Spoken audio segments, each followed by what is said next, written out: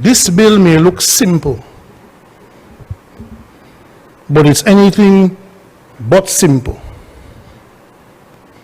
It's the government trying to appear to do something without actually doing anything, which is about 99% of the bills that you've brought to this National Assembly.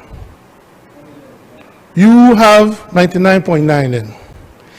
You have essentially what the government is saying is that they no longer have the confidence in their beloved commissioner to issue gun licenses on his own.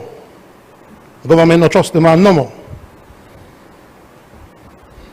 And so you want to replace him with a board, which on the face of it sounds good. So you take away the commissioner, you put in a board, but now the minister will have the same power over the board that he had over the commissioner.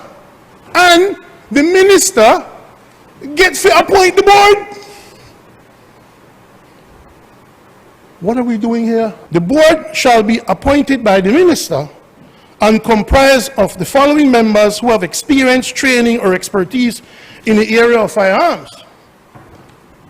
So now, the following persons must have training in and expertise in firearms and ammunition, right?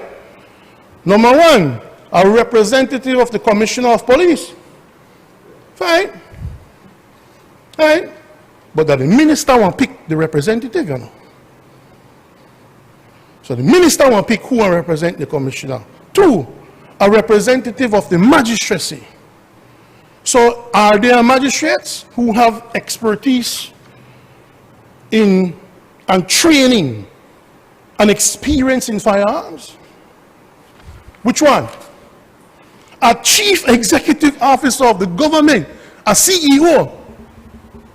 Which CEO have training and expertise and experience in firearms? At least not the decency to remove the CEO of Home Affairs. Right? So now you're broadening it now to any CEO that the minister will pick.